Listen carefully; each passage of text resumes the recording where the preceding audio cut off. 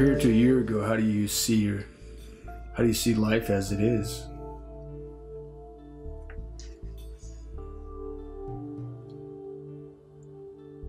My president, he has a saying for me. One foot in front of the other. You could do that with legs, or you could do it with no legs.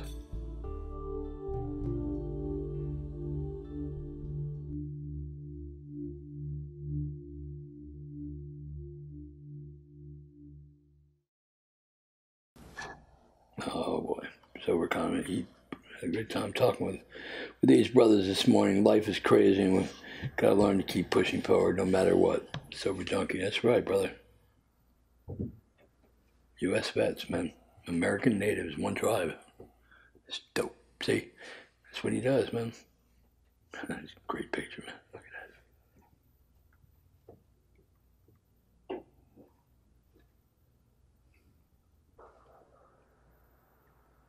So when did you hear about Weed for Warriors?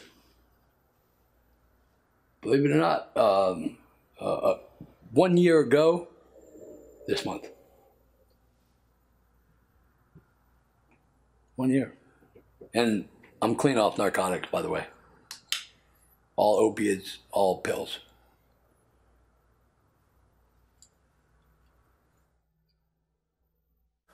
My story is long. If I could sum it up, High Times VIP'd me last year.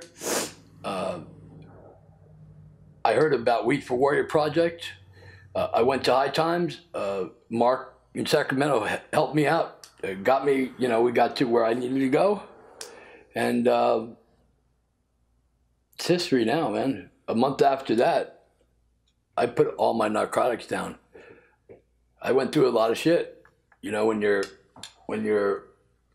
you put all that down, man, 5 days later, that morphine hits you. You need that fix, man. Looking at those pictures of how your foot was, what kind of emotion does it bring back? From where I am today and where I was back then, I mean, and we're talking, that problem on my foot started in August, so there was no reason for it to go on that long. I kept on telling them, I mean, it took one nurse to come and see me finally that said, just go to the hospital. And that's when my problems all started.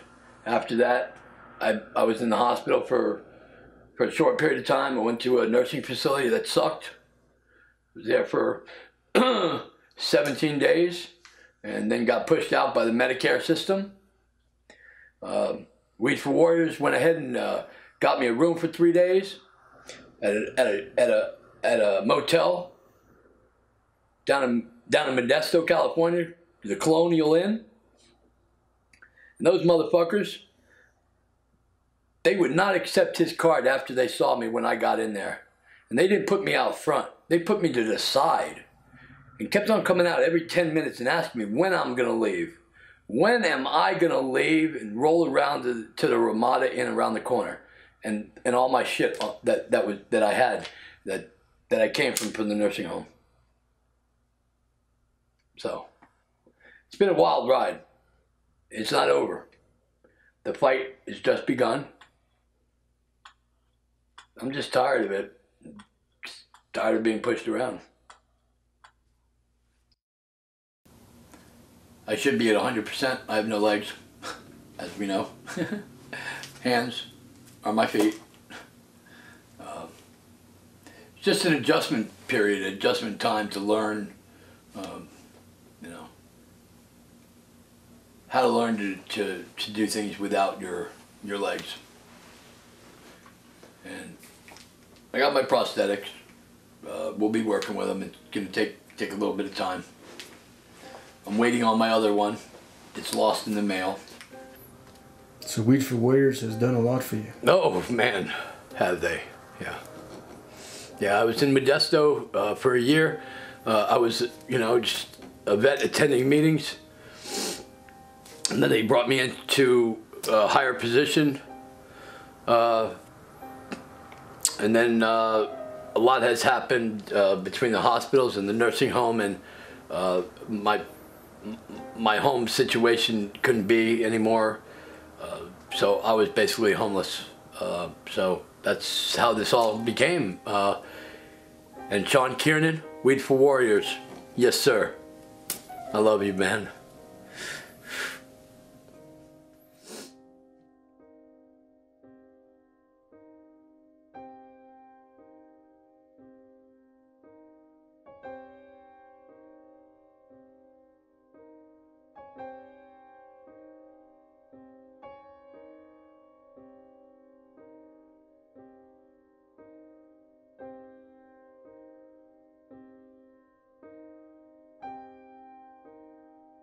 So we kept on saying,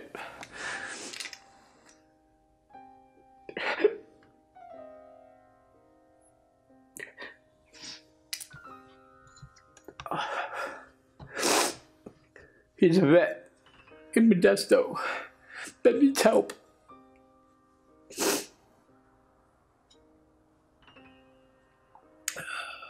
So he kept on hearing my name and kept on hearing my name, kept on hearing my name. Well, he finally said, I'm coming to get you. He said one day, he took a picture of the Space Needle he was passing by, and he said, you'll be in Vegas with me and Junkie. And I would say probably a month later, maybe less than that.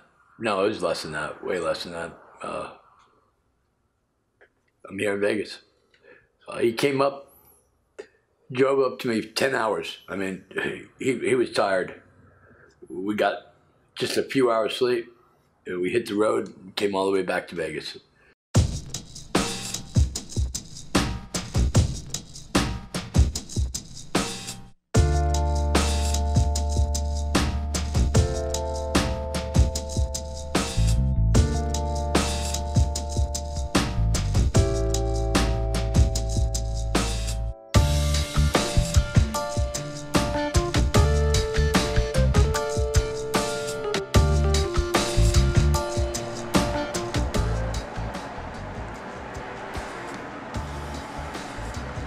So medical marijuana has helped you in more ways than you can Imagine.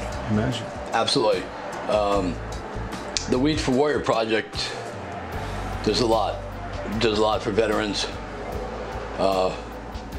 It's a family. Once you're involved and you get taken in, there's nothing like it. My first meeting, cried my eyes out.